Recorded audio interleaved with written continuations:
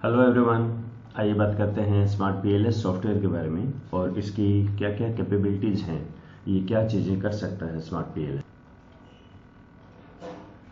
तो फ्रेंड्स, जब आप स्मार्ट पीएलएस वर्जन 4 को अगर खोलते हैं तो आपको इस तरह का इंटरफेस दिखता है और इसमें 3 ऊपर ऑप्शंस हैं, पीएलएस सैम, रिग्रेशन और प्रोसेस। और पीएलएस सैम के अंदर खुद में एक बहुत लंबी लिस्ट आती है। इन सब के बारे में मैं अलग से एक प्लेलिस्ट बना चुका हूँ, स्मार्ट पीएलएस 3 एंड 4, और उसमें काफ़ी सारे वीडियो हैं जो कि एक्चुअली थोड़ा सा थ्रेटनिंग भी है। नए स्कॉलर्स को ये लगता है कि इतना कुछ है, इसमें हमारे काम का क्या है, हमें क्या करना है। बहुत सारे तो उसमें कंप्यूटेशन दिए हुए हैं कि मैनुअली कैसे करते हैं। तो इस वीडियो में हम सिर्फ ये बात करेंगे कि ये सब चीज़ें हैं क्या, कौन सी चीज़ कब यूज़ करते हैं। तो सबसे पहले हम शुरू करते हैं the fundamental question, smart PLS को यूज़ ही क्यों करना है।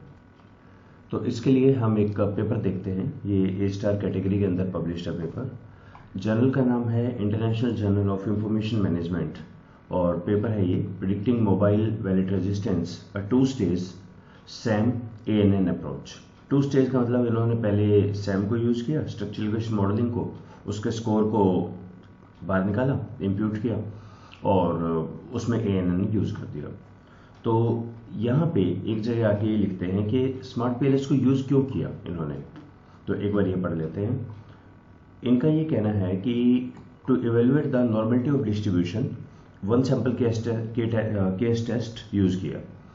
Data show that the data result show that the data is not normal, P value smaller है। Because of the non normality, variance based SEM of PLS was adopted. It is robust against the non-normal distribution compared to CBSAM जो कि AMOS है। For this software कौन सा use किया इसके लिए इन्होंने किया एम्प्लॉयड स्मार्ट PLS 3 को यूज किया। ये रेफरेंस हो गया। तो इसका मतलब सबसे पहले तो आपको ये बताना चाहिए एक्चुअली कि हमारे डाटा में नॉर्मलिटी नहीं आई, इसलिए हमने ये यूज कर लिया स्मार्ट PLS 3। अब ये चीज़ अगर आप देखें तो स्मार्ट पीएलएस आपको शुरू से ही देता है बिना आपके कहे। तो जैसे ही आप स्मार्ट पीएलएस में एक डाटा फाइल को इंपोर्ट करते हैं तो आपको यहाँ बिल्कुल राइट साइड पे एक मिलेगा क्रैमर वॉन माइजेस टेस्ट। ये भी नॉर्मलिटी का एक टेस्ट है और P value less than 0.05 indicate कि डाटा नॉर्मल डिस्ट्रीब्यूटेड नहीं है। अब देखिएगा लिकर्ट स्केल का डाटा आपको रेयरली नॉर्मली डिस्ट्रीब्यूटेड मिलेगा। तो ये अब एक हमारा आप रेफरेंस दे सकते हैं इनका। ये रेफरेंस क्योंकि ये A* कैटेगरी का पेपर है, it should be Spice, Leong, Huey, Yu, Jin and then Ringle, इनका दे सकते हैं। So let's get back. बाकी स्मार्ट पीएलएस में हम क्या करते हैं, बाकी की इतने सारे इंडिकेटर्स हैं, तो उसके लिए हम एक बार समझते हैं स्ट्रक्चरल इक्वेशन मॉडलिंग है क्या। तो सबसे पहले तो ये देखिए, स्ट्रक्चरल इक्वेशन मॉडलिंग एक रिग्रेशन ही है। ओनली थिंग व्हेन वन और बोथ, डिपेंडेंट और independent, both of them are construct. Now जब हम वर्ड बोलते हैं कंस्ट्रक्ट, इसका मतलब है इसको आपने 5 पॉइंट 7 पॉइंट स्केल के ऊपर लिया है, राइट। कैसा भी स्केल है आपका, इसमें सबसे पहले ये आएगा क्या ये कंस्ट्रक्ट ठीक है, जो मैं सोच रहा था, जो एंड यूजर ने जवाब दिया, क्या वो दोनों सेम थे। इसीलिए सबसे पहले आता है measurement and structure model. Measurement model का मतलब हम चेक करेंगे कि क्या इसकी रिलायबिलिटी, वैलिडिटी ठीक है या नहीं। ये मेजरमेंट मॉडल है और उनका जो रिग्रेशन वाला पार्ट है उसको स्ट्रक्चर मॉडल बोलते हैं। अब स्ट्रक्चर मॉडल में सिर्फ x लीड टू y या x1 x2 lead to y ये होता है, लेकिन फिर इसमें कंसेप्ट आता है मीडिएशन का और मॉडरेशन का। क्या हमेशा x से y होता है या जैसे x से y है, या कुछ थ्रू m भी इनडायरेक्टली जा रहा है। दूसरा x से y है, क्या इस पे अलग अलग अगर तीसरा वेरिएबल है उसकी प्रेजेंस में ये रिलेशन सेम रहेगा या चेंज हो जाएगा। That is called the moderator. Arrow on arrow, और यहाँ पे एक ट्राइंगल बनता है। फिर इसके बाद ये है बेसिकली जो हम काम करते हैं, या आप ये कहिए मैक्सिमम स्कॉलर इसी दुनिया में काम करते हैं। पहले मेजरमेंट मॉडल, फिर स्ट्रक्चर मॉडल, फिर मीडिएशन और द मॉडरेशन। इसके बाद एक अलग दुनिया है, एडवांस सैम है। एडवांस सैम के अंदर आता है ये 3 क्वेश्चन। अनऑब्जर्व्ड हेटेरोजेनिटी का मतलब है क्या आपका सारा डाटा एक जैसा है, कहीं ऐसा तो नहीं डाटा के अंदर और छोटे छोटे सेगमेंट हैं जो बिल्कुल अलग अलग सोचते हैं, उसको चेक करना अनऑब्जर्व्ड हेटेरोजेनिटी है। क्या कोई और यहाँ वेरिएबल तो नहीं रह गया, लेफ्ट आउट वेरिएबल? या आपको कैसे पता एक्स से वाई होता है? वाई से एक्स भी तो हो सकता है, ये चेक किया आपने कभी? ये सब कंसेप्ट कहलाते हैं एंडोजेनेटिक। और थर्ड, हमेशा सैम की एक रिक्वायरमेंट है, एक अजम्पशन है, ये हमेशा लीनियर पे काम करता है। इसीलिए इस पेपर में इन्होंने आगे भी दिया है कि because of the existence of non linear relationship तो ANN को यूज किया है। तो टू स्टेज का बेस्ट कॉम्प्लीमेंट ईच अदर करते हैं। PLS-SAM hypothesis testing of linear relation के लिए सुटेबल है, पर यह नॉन लीनियरिटी पे काम नहीं करता। और ANN नॉन लीनियरिटी वगैरह सब चेक कर लेगा, पर इसमें हाइपोथेसिस टेस्टिंग नहीं होती, तो दोनों को मिला के यूज किया है। तो हम भी ऐसा कर सकते हैं, नॉन लीनियरिटी को चेक किया जाना चाहिए। तो कौन सी चीज कहाँ है, आइए शुरू करते हैं। मेजरमेंट एंड स्ट्रक्चरल मॉडल्स है। सबसे पहले तो हमने बात की कि हमारा सबसे मेन है रिफ्लेक्टिव है या फॉर्मेटिव है। आपके पास दोनों हो सकते हैं, स्मार्ट PLS दोनों को कंफर्टेबली हैंडल करता है। लेकिन अगर इसमें डाउट हो तो हमारी सबसे पहले टेक्निक आती है CTA, कंफर्मेटरी टेट्राड एनालिसिस। देखिए इसका नाम है टेट्राड। टेट्रा वर्ड सुना है क्या आपने?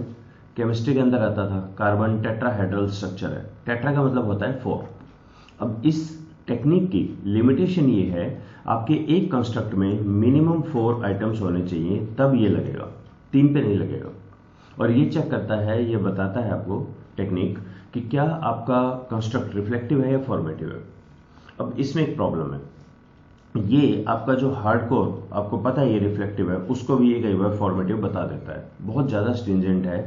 तो डेवलपर्स ने लिखा है जिस पेपर के अंदर कि ठीक है ये टेक्निक है, पर आप थ्योरी के बेस पे जाइए, कॉमन सेंस के बेस पे जाइए, टेक्निक अलोन से मत आप देखिए कि रिफ्लेक्टिव है फॉर्मेटिव है। खैर ये एक टेक्निक थी। इसके बाद अगर आपके पास रिफ्लेक्टिव है तो हमारे पास एक लंबी लिस्ट होती है, कन्वर्जेंट वैलिडिटी, डिस्क्रिमिनेंट वैलिडिटी, उसमें AVECR, Fornell Larcker criteria and so on सब होता है। और अगर आपके पास फॉर्मेटिव है तो यहाँ एक टर्म आती है redundancy analysis. Convergent validity of formative construct is called redundancy analysis. इसके लिए आपको पहले से पता होना चाहिए कि अगर आपके पास फॉर्मेटिव कंस्ट्रक्ट है, a sense of that construct should be measured with a single item. जैसे मैंने कहा कि सर्विस क्वालिटी, तो इसके अंदर सर्विस क्वालिटी के अंदर हमारे हुए टेंजिबिलिटी, रेटर जो हम बोलते हैं, रिलायबिलिटी, एम्पैथी, एश्योरेंस तो और रिस्पॉन्सिवनेस। अब इस 5 में, ये पांचों अलग अलग बात है, तो मुझे लगता है ये सेकंड ऑर्डर फॉर्मेटिव है। Formative, reflective, formative, lower order reflective है और सेकंड ऑर्डर फॉर्मेटिव है। तो अब एक स्टेटमेंट होनी चाहिए overall, how do you find the service quality, single item होनी चाहिए। और ये हमारा बनेगा डिपेंडेंट वेरिएबल, ये कंस्ट्रक्ट बनेगा इंडिपेंडेंट वेरिएबल। हम एक रिग्रेशन रन करेंगे और R² 50% से ज्यादा आना चाहिए। ये कहलाता है रिडंडेंसी एनालिसिस, फॉर्मेटिव के अंदर ही होता है ये। सेकेंडली, क्योंकि फॉर्मेटिव है तो उसमें तो सब अलग अलग ही होंगे, उनमें आपस में आइटम्स में कोरिलेशन का तो कोई सवाल नहीं पैदा होता, तो बाय डिफॉल्ट वो डिस्क्रिमिनेंट वैलिडिटी होंगे, तो अब VIF उसकी रिपोर्ट कर देंगे। प्लस यहाँ पे हम इनकी P वैल्यू भी रिपोर्ट करते हैं, सारे आइटम्स की सिग्निफिकेंट होनी चाहिए। अगर P किसी की ग्रेटर देन 0.05 आती है तो वो बिकॉज ऑफ मल्टीकोलिनियरिटी है, आपस में उनका रिलेशन है। अब ये सारी चीजें हमारे पास अवेलेबल होती हैं PLS एल्गोरिथम में। अच्छा, यहाँ मैं बात कर रहा हूँ सिर्फ रेगुलर PLS की, मैं कंसिस्टेंट की बात नहीं कर रहा हूँ, मैं सिर्फ रेगुलर को ही लूंगा और मैं रिकमेंड करूंगा उसी को यूज करें। लिटरेचर बोलता है कि जब आपके पास सारे रिफ्लेक्टिव हो तो आप यूज करें कंसिस्टेंट, और मिक्स हो तो यूज करें रेगुलर PLS। पर इन प्रैक्टिस ये देखा गया है कि सभी रेगुलर PLS ही यूज करते हैं इन एवरी सिचुएशन। उसका एक रीजन ये भी है कि जब आप कंसिस्टेंट यूज करते हैं तब आपके पास कंस्ट्रक्ट स्कोर नहीं आते। ये स्कोर हमारे लिए इंपॉर्टेंट है, क्योंकि अगर आपके पास हायर ऑर्डर हैं, सेकंड ऑर्डर, थर्ड ऑर्डर, तो हम इन स्कोर को लेके हायर ऑर्डर बनाते हैं और फिर उन हायर ऑर्डर की भी कन्वर्जेंट, डिस्क्रिमिनेंट वैलिडिटी ये सब निकलनी चाहिए। पहले सब लोअर ऑर्डर की, फिर हायर ऑर्डर की, ये आपको रेफर करनी होती है मेजरमेंट मॉडल के अंदर। तो मतलब आपकी सबसे पहले एक टेबल आएगी, लोअर ऑर्डर अगर रिफ्लेक्टिव है तो convergent, discriminant validity, higher order अगर आपकी रिफ्लेक्टिव है तो कन्वर्जेंट, डिस्क्रिमिनेंट वैलिडिटी, इसी तरह लोअर ऑर्डर फॉर्मेटिव है तो redundancy analysis, VIF, P value, और हायर ऑर्डर है तो भी सेम। तो ये स्कोर जो है वो रेगुलर PLS के अंदर अवेलेबल है। तो रेगुलर पीएलएस में हमारे पास कन्वर्जेंट वैलिडिटी है, डिस्क्रिमिनेंट वैलिडिटी है, हमारे पास स्कोर भी है। जो चीज़ नहीं है रेगुलर पीएलएस में वो है बूटस्ट्रैपिंग, पी वैल्यू। तो हमें ये भी रेफर करना होता है कि इनका आपस में रिलेशन कैसा है। पर्टिकुलरली स्ट्रक्चरल मॉडल में जो रिलेशनशिप होंगे वो हमारा आएगा बूटस्ट्रैपिंग से। एक नया कंसेप्ट है फ्रेंड्स, नॉमोलॉजिकल वैलिडिटी। नया मतलब 2020 में प्रोफेसर हेयर ने लिखा था इसके बारे में। नॉमोलॉजिकल वैलिडिटी वो वैलिडिटी है जो कंस्ट्रक्ट से नहीं निकल के उसके नेबर से निकलती है। उसके कंसेप्चुअली नॉमोलॉजिकल नेटवर्क में जो उसके होंगे उससे निकलेगी, उसके नेबर्स होंगे। फॉर एग्जांपल, एक स्कॉलर ने काम किया कि यहाँ पे आपके दिए हैं रीजन्स फॉर अडॉप्शन और यहाँ पर है रीजन्स अगेंस्ट अडॉप्शंस। कब आप एक अडॉप्ट करते हैं, कब नहीं करते हैं, अलग अलग थ्योरी के बेस पे। और यहाँ पर आ गया है आपका अडॉप्शन, इंटेंशन, आप लेंगे या नहीं लेंगे, और उसके बाद आ जाता है आपका लेट्स से एक्चुअल यूसेज। अब मैं ये मान के चलता हूँ इनके अलावा हम शायद ये भी कर सकते हैं, अगर इंटेंशन होगी तो ट्रस्ट भी होगा। अब ध्यान दीजिए, ये जो ट्रस्ट है ये आपके बेसिक मॉडल में नहीं है, आप काम नहीं कर रहे हैं, लेकिन आप बोल रहे हैं कि अगर अडॉप्शन इंटेंशन होगी तो ट्रस्ट होगा, या आप बोल रहे हैं ट्रस्ट होगा तो अडॉप्शन होगी, जो भी आपको लॉजिकल लगे। ट्रस्ट होगा तो ये होगा।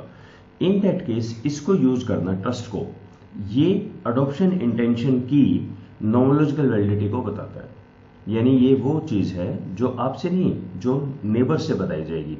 तो लिटरेचर बोलता है कि अगर ट्रस्ट होता है तो इंटेंशन होती है, इनमें आर है और वो पॉजिटिव है और सिग्निफिकेंट है, बस यही आना चाहिए। तो नॉमोलॉजिकल नेटवर्क के कोई वेरिएबल को लेना at the time of data collection, उसको यूज करना, ये नॉमोलॉजिकल वैलिडिटी है। क्योंकि सिर्फ आर चाहिए तो रेगुलर पीएलएस में ही हो जाएगा, इसका अलग से कुछ नहीं है। फिर रेगुलर पीएलएस स्ट्रक्चरल मॉडल में आर स्क्वायर देता है, एफ स्क्वायर देता है, और उसके बाद थर्ड एक आता है हमारे पास Q square. Q square regular PLS में नहीं आता, उसके लिए अलग प्रोसीजर है ब्लाइंड फोल्डिंग। तो ये स्ट्रक्चर मॉडल में तीनों रेफर किए जाते हैं, R square, Q square, F square. इसमें जो आपको चीज नोट करनी है,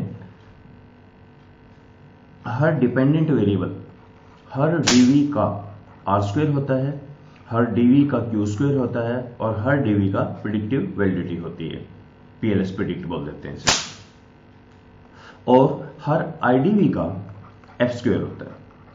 तो अब आप जब भी टेबल में रिपोर्ट करें तो ये चीज ध्यान रखिएगा कि कैसे रिपोर्ट किया जाएगा। R square, Q square, predictive validity तो होती है डीवी के लिए, एक एक डीवी, जो जितने भी डीवी हैं आपके मॉडल में उनकी रिपोर्ट होगी, आईडीवीज के नहीं होते ये। और आईडीवी का एफ स्क्वायर होता है, ये डीवी का नहीं होता है। ये सारी चीजें रिपोर्ट की जाती है, अदर देन जो आपका मॉडल है, जो आपकी पी वैल्यू है, बूटस्ट्रैपिंग है, ये सब रेफर किए जाएंगे। तो एक बार क्विकली देखें अभी तक हमने कितनी चीजें टच कर दी हैं। तो हमने बात कर ली है पीएलएस एल्गोरिथम की, जिसमें सारा मिलेगा, structural model, measurement model, construct का स्कोर भी मिलेगा, हायर ऑर्डर भी बना सकते हैं इससे। इसमें हमें आर स्क्वायर भी मिलेगा, एफ स्क्वायर मिलेगा, वो सब आ जाएगा। बूटस्ट्रैपिंग में पी वैल्यू आ जाएगी, ब्लाइंड फोल्डिंग में क्यू स्क्वायर आ जाएगा, जो इसके साथ स्ट्रक्चरल मॉडल में रिपोर्ट किया जाएगा। कंफर्मेटरी टेट्राड एनालिसिस ठीक है, देख सकते हैं, ज़्यादा यूज नहीं होता है। पीएलएस प्रिडिक्टिव रेलिवेंस के लिए होता है ना। प्रिडिक्टिव रेलिवेंस का मतलब ये होगा जब आप स्ट्रक्चर मॉडल बताते हैं तो आप हमेशा ये भी बताना चाहेंगे कि ये इसकी एबिलिटी टू प्रिडिक्ट कितनी है। तो अगर आप एक बार वैलिडिटी को दोबारा से देखें, 3 वैलिडिटी हैं जो मेजरमेंट मॉडल में है, convergent validity, discriminant validity, nomological validity. ये हर कंस्ट्रक्ट की मेंशन की जानी चाहिए, लेकिन नॉमोलॉजिकल वैलिडिटी आप कर सकते हैं सिर्फ डीवी के ले लें तो भी ठीक है, आइडियली तो सबकी करें। तो convergent, discriminant, nomological validity measurement model में आता है, और प्रिडिक्टिव वैलिडिटी ये स्ट्रक्चरल मॉडल में है। तो प्रिडिक्टिव वैलिडिटी हर डीवी की भी हो सकती है और मॉडल एज ए होल की भी हो सकती है, ये दोनों की हो सकती है, कंप्लीट मॉडल की भी और डीवी की भी। तो इसका एक तरीका गिवन है जो आजकल पीएलएस प्रिडिक्ट के अंदर सीवीपैट नाम से ऑप्शन में आता है। एज आजकल मतलब 2023 के अंदर ये सीवीपैट है। एक्चुअली सीवीपैट कुछ और है, पर पीएलएस प्रिडिक्ट के रिजल्ट आजकल सीवीपैट के अंदर आ रहे हैं। तो 4 तरह की वैलिडिटी होगी, convergent validity, discriminant validity, nomological validity, ये मेजरमेंट मॉडल का पार्ट है, और प्रिडिक्टिव वैलिडिटी ये पार्ट है स्ट्रक्चरल मॉडल का। और हमने 5 चीज़ें कवर कर ली हैं, regular PLS, bootstrapping, blindfolding, Q square के लिए, सीटीए जो यूज़ नहीं करेंगे, और पीएलएस प्रेडिक्ट। ओके, 2 ये आप देखें तो ये अभी डॉटेड है, एक्टिवेट नहीं है। ऐसा क्यों? ये 2 चीज़ तब एक्टिवेट होती है जब आप अपना स्प्लिट फाइल ऑप्शन कर दें। स्प्लिट फाइल हालांकि एसपीएसएस का ऑप्शन है, पर कंसेप्ट ये है अभी के लिए हम बोल रहे हैं सारी फाइल पे रन करो, पूरी फाइल पे। अब आप बोलते हैं नहीं, ग्रुप वाइज रन करें, पूरी फाइल पे नहीं, आप उसको स्प्लिट करें। किस बेस पे स्प्लिट करें वो आपको देखना है, may be on the basis of demographic, age, income etcetera.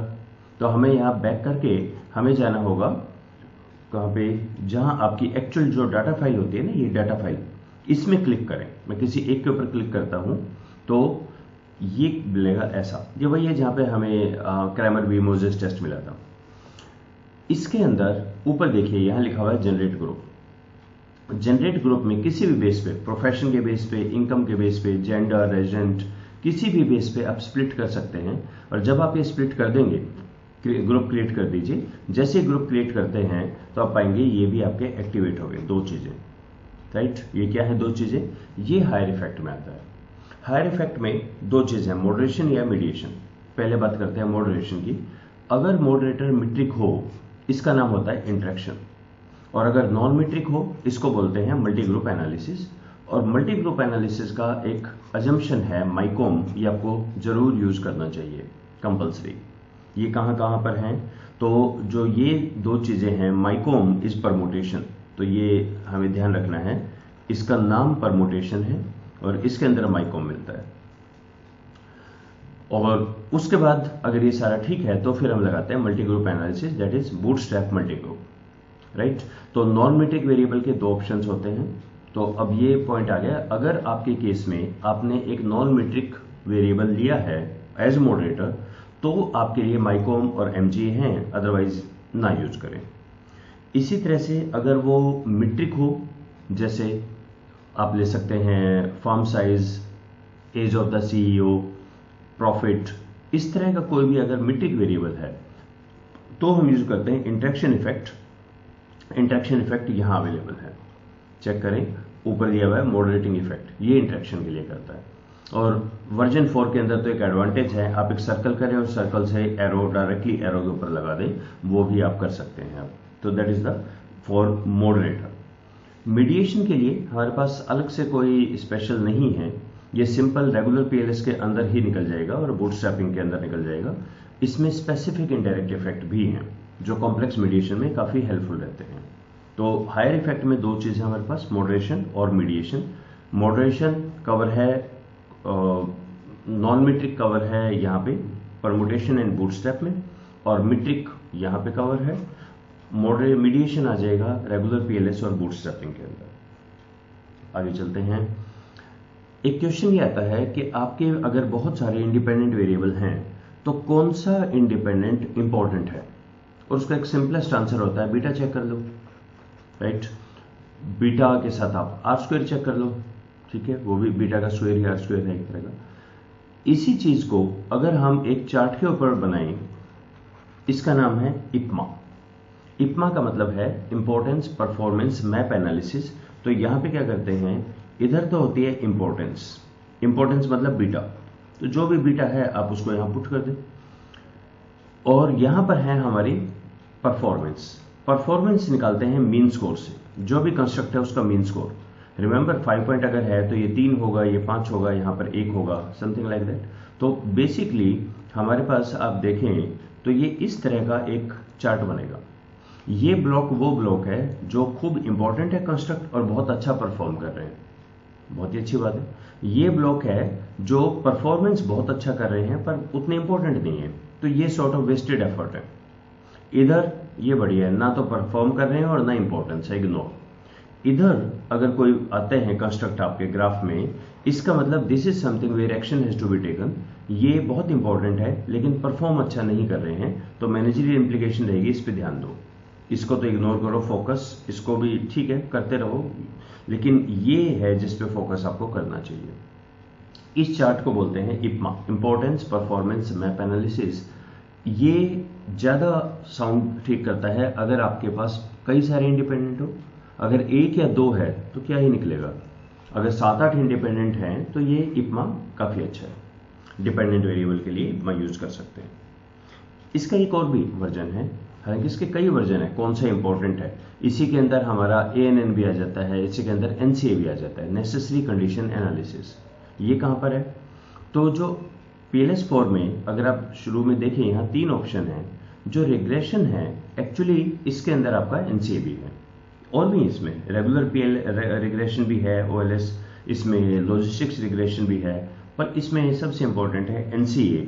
तो जब आप इसको एक रन करेंगे न्यू प्रोजेक्ट के अंदर, आप इसको एक बना सकते हैं, तो आपको 3-4 ऑप्शन मिलते हैं। रिग्रेशन मिलता है यहाँ पे, लॉजिस्टिक रिग्रेशन, NCA परमुटेशन, ये 4 है। ये भी आपको यही बताते हैं। नेसेसरी कंडीशन बोलता है, कंसेप्ट ये कहता है 2 चीज़ें होती हैं।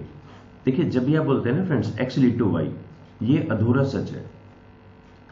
x सही में इसका प्रिडिक्टर है अगर not x lead to not y हो, ये पूरा सच है। इसका मतलब ये हुआ कि x है तो y है और x नहीं है तो y भी नहीं है। ये हो गया कि मतलब यस x कंप्लीट इसका प्रिडिक्टर है, ये y कंप्लीटली डिपेंड करता है। ये आधा सच है, x लीड टू y। तो आपने चेक किया अगर x ना हो सकता y तब भी हो जाए। तो इसका मीनिंग ये हुआ कौन सी चीजें ऐसी हैं जो नेसेसरी हैं कि अगर ये एब्सेंट हो गया तो ये बिल्कुल ही गया। हाँ, कौन सी चीजें ऐसी हैं z और द p जो ठीक है उतनी नेसेसरी नहीं है पर इनके होने से y और बेहतर हो जाएगा। तो यहाँ हम 2 चीज़ों की बात करेंगे कि कौन सी तो ऐसी है जो मैंडेटरी कंडीशन है और कौन सी ऐसी है जो अगर हो तो ज़्यादा बेहतर है। इसको बोलते हैं NCA, नेसेसरी कंडीशन एनालिसिस। ये भी एक ग्राफ फॉर्म में देते हैं। इसके बाद नेक्स्ट हम चलते हैं हायर चीज़ पे, रोबस्टनेस पे। रोबस्टनेस का पहला कंसेप्ट आता है, आपको कैसे पता कि आपका सारा डाटा एक जैसा है। जैसे आपने कहा कि मेरा सैंपल है 1100 का, तो क्या ये सारे 1100 बिल्कुल एक जैसा सोचते हैं कि ऐसे पॉसिबल नहीं, इसमें अलग अलग कई सेगमेंट हों, कई क्लस्टर्स हों छोटे छोटे। तो बिल्कुल सही आप वर्ड अगर आप इसको रिकॉल कर रहे हैं, इसका नाम है क्लस्टर एनालिसिस। क्लस्टर एनालिसिस का मतलब है within a sample there is a subsample. तो देखिए जो हेट्रोजेनिटी है, जो रिजल्ट्स में फर्क आता है वो 2 तरह से आता है। एक तो आप बोलते हैं नॉन सोर्स है, हमें पता ही है, देखिए ये मेन है ये विमेन है तो इनके रिजल्ट अलग आएंगे, सोचने का तरीका अलग है, बिल्कुल सही। जो नॉन सोर्स हैं वो बनते हैं मॉडरेटर, और जो होते हैं अननोन सोर्स हमें नहीं पता किस वजह से डिफरेंट है, कौन डिफरेंट है, नो आइडिया, तो वहां लगनी चाहिए क्लस्टर एनालिसिस। पर क्लस्टर एनालिसिस में कोई DV-IDV नहीं होता है, हमारे पास तो DV-IDV है, तो उसके अंदर हम यूज करते हैं फिमिक्स और पॉस, फाइनाइट मिक्सचर रिग्रेशन और predicted orientation segmentation, prediction oriented segmentation. सबसे पहले आप इसे कब यूज करेंगे, देखिए अगर आप अपने काम के अंदर ये देते हैं, ये चेक करना चाह रहे हैं कि क्या सारा एक जैसा है या नहीं, क्लस्टरिंग तो नहीं है, ये अलग से ऑब्जेक्टिव होगा तो फिमिक्स और पॉस आएंगे, अदरवाइज नहीं। इसी तरह से कई ए स्टार जर्नल बोलते हैं कि आप पहले कंप्लीटली चेक करें कि आपके रिजल्ट्स रोबस्ट हैं या नहीं, तो वहाँ एंडोजेनिटी भी चेक की जाती है, कोई लेफ्ट आउट वेरिएबल तो नहीं है। एंडोजेनिटी के फ्रेंड्स 3 रीजन्स होते हैं। पहला रीजन है इसका लेफ्ट आउट वेरिएबल, तो इसका बड़ा सिंपल सा आंसर है, आप कंट्रोल वेरिएबल ले लीजिए। सेकंड है method biasness, common method biasness बोल देते हैं, इसका आंसर आप मार्कर वेरिएबल ले लीजिए एक एडिशनल। और थर्ड है रेसिप्रोसिटी। रेसिप्रोसिटी का मतलब है आपको कैसे पता कि हमेशा x लीड टू y है, लिटरेचर यही बोलता है, किसी ने चेक किया y से x भी हो सकता हो कभी, यानी रेसिप्रोसिटी। ये 3 इसके हैं। कंट्रोल वेरिएबल ले लें, लेफ्ट आउट का बात सही हो गया। मार्कर वेरिएबल कुछ इसके प्रोसीजरल रेमेडीज हैं, और मार्कर वेरिएबल ले लें तो और भी अच्छा है, और रेसिप्रोसिटी भी आप चेक कर सकते हैं। पर्टिकुलरली कॉमन मेथड बायसनेस के लिए नहीं, ये टोटल एंडोजेनिटी को चेक करने के लिए हमारे पास है कोपला अप्रोच, गॉसियन कोपला अप्रोच। और थर्ड है हमारे पास नॉन लीनियरिटी। अगर आप चेक करना चाहें नॉन लीनियरिटी के लिए, एक्चुअली इसके लिए अलग से होता है, एक रामसे टेस्ट होता है, वो अभी स्मार्ट PLS में नहीं है, रामसे रीसेट बोलते हैं, अभी ये RStudio के अंदर है। तो ये बताता है कि आपका डाटा लीनियर है या नहीं है। अगर नहीं है तो स्मार्ट PLS में as of now quadratic effect present है, और भी होते हैं, लॉग है, इनवर्स हैं, एक्सपोनेंशियल हैं, क्यूबिक इफेक्ट हैं। ये सारे आप SPSS में चेक कर सकते हैं या RStudio में। अभी स्मार्ट PLS के अंदर ये नहीं है। नॉन लीनियरिटी चेक करना वो भी नहीं है। तो ये सारी चीज़ें आपका, इनसे कुछ रिजल्ट ऐसा नहीं आ रहा है कि नई बात बताई, इनसे आप अपना बोलते हैं जो भी रिजल्ट आप रिपोर्ट कर रहे हैं वो रोबस्ट है। कि हो सकता है आपका ये है फिमिक्स के अंदर एक ही ग्रुप है, एक ही सेगमेंट है, सारे 1100 एक जैसा सोचते हैं, फैंटास्टिक है, तो और भी स्ट्रेंथ मिले आपके काम को। लेकिन अगर आप बोले कि नहीं 4 हैं, तब आप बता सकते हैं देखिए ये ग्रुप ऐसा, ये ऐसा। और यहाँ पर एक मार्केटिंग का वर्ड आता है कस्टमर प्रोफाइलिंग। अब बताते हैं किस किस तरह के मेरे कस्टमर हैं, किस तरह के रिजल्ट आए और मार्केटर को क्या करना चाहिए। ये फिमिक्स पोस्ट से पता लगता है। कोपला अप्रोच से पता लगता है क्या कोई लेफ्ट आउट वेरिएबल तो नहीं रह गया और क्या लीनियर है, क्योंकि स्मार्ट PLS लीनियर पे काम करता है। अच्छा, अगर ये वॉयलेट हो जाए, नथिंग टू वरी, आपके लिए ANN का रास्ता खुल गया। अगर नॉन लीनियर आ रहा है आपका तो कुछ नहीं करना आपको, अब कंफर्टेबली न्यूरल नेटवर्क यूज करें, उसके रिजल्ट्स पे काम करें, कोई प्रॉब्लम थोड़ी है इस चीज में। तो ये आपके सिर्फ मॉडल रोबस्टनेस बताते हैं। कुछ चीजें ऐसी हैं जो अभी स्मार्ट PLS के लिटरेचर में मिलता है, पर वो आपको मिलता है RStudio से। हम पहले एक बार ये चेक कर लें क्या क्या कवर हो गया। हमारा फिमिक्स पोस्ट भी हो गया, क्वाड्रेटिक इफेक्ट यहाँ से चेक किया जा सकता है और गॉसियन कोपला अप्रोच यहाँ से की जा सकती है। इसके रिजल्ट्स आपको सारे यहाँ रेगुलर PLS में ही मिल जाएंगे, अलग से ऑप्शन नहीं। क्विकली चेक करें, रेगुलर PLS किस लिए, measurement model, structure model, score के लिए, R² के लिए, F² के लिए, VIF के लिए ये है। क्या नहीं है इसमें, P वैल्यू, उसके लिए बूटस्ट्रैपिंग। इन दोनों में क्या नहीं है, Q², उसके लिए blindfolding. Reflective formative check करना है तो CTA जनरली लोग यूज नहीं करते हैं। अगर बहुत सारे इंडिपेंडेंट वेरिएबल हों, कौन सा इंपॉर्टेंट है, IPMA। प्रिडिक्टिव रेलिवेंस मॉडल की या डिपेंडेंट वेरिएबल की, PLS प्रिडिक्ट। क्या सारा डाटा एक जैसा है या with in the data cluster है, फिमिक्स और पॉस। अगर मॉडरेशन है, कैटेगोरिकल मॉडरेटर है, तो पहले माइकॉम विच इज अजम्पशन और फिर हमारा MGA। तो ये सारे हमारे कवर हुए। कुछ चीजें जो R के अंदर हैं, नॉन लीनियरिटी को चेक करना, रामसे रीसेट, ये एज ऑफ नाउ R के अंदर अवेलेबल है। इसका पैकेज है LM टेस्ट। मॉडल कंपैरिजन करना, ये है CVPAT, cross validation predictive ability test. अब क्विकली क्या मतलब है इसका, अमोस की दुनिया में एक बहुत शानदार चीज है Cmin by DF। जब भी कभी आप मॉडल में इंप्रूव करते हैं, जैसे A lead to B, B से C, ये एक मॉडल है। अब मैंने कहा नहीं, मुझे लगता है A से C भी होता है, ठीक है। कैसे चेक करें, अमोस की दुनिया में रहेगा कि Cmin by DF इंप्रूव हो जाएगा और हमारे CFI, GFI, NFI, RMSE ये सब इंप्रूव हो जाएंगे। स्मार्ट PLS में कैसे करें, स्मार्ट PLS में हम बोलेंगे कि पहले तो आप ये चेक करो कि जब ये वाला मॉडल है और जो बिना इस एरो के मॉडल था, प्रिडिक्टिव रेलेवेंस किसकी इंप्रूव हो रही है, प्रिडिक्टिव एबिलिटी किसकी इंप्रूव है, ये पहली चीज। और दूसरी चीज हम ये देखेंगे कि जो प्रिडिक्टिव रेलेवेंस इंप्रूव हुई, देखिए इंप्रूव ऐसे भी हो सकती है ना, 0.4 था और अब ये 0.39 बन गया, ठीक है, या 0.41 हो गया, इंप्रूव हो गया, तो क्या ये सिग्निफिकेंट इंप्रूवमेंट है 0.01 का। इस चीज को चेक करता है cross validation predictive ability test, CVPAT। ये R के अंदर है। अब R के अंदर भी इसमें काफी लंबा प्रोसीजर है। सबसे पहले तो आपको मैट्रिक्स PLS सीखना होगा, उसके अंदर कोपला फंक्शन यूज करना होगा, एक तीसरी स्क्रिप्ट लिख के हम इस पे CVPAT पे काम करते हैं। नेक्स्ट, एंडोजेनेटी गॉसियन कोपला अप्रोच, ये भी R के अंदर काफी डिटेल में गिवन है। फिर फाइनली एक और भी चीज है R के अंदर कि हमारे पास प्रोफेसर हेज ने प्रोसेस मैक्रो दे दिया है, जो प्री डिटरमाइंड कॉम्प्लेक्स मॉडल है, 76 या 92 के करीब मॉडल है। वो अगर आप वैसे का वैसा ही आपका काम है तो आप प्रोसेस मैक्रो यूज कर सकते हैं, ये सब कंप्यूटेशन दे सकता है, एल्स आप अपना क्विकली काम देख सकते हैं। So this was a quick introduction to the entire smart PLS कि क्या क्या इसके अंदर चीजें हैं, क्या फैसिलिटीज हैं, कर सकते हैं। होप नए स्कॉलर्स के लिए कुछ ही यूजफुल रहेगा कौन सी चीज है। अल्टीमेटली एवरीथिंग डिपेंड्स आप क्या करना चाह रहे हैं, आपके ऑब्जेक्टिव क्या है, that is far more important. Let's stop here, thank you.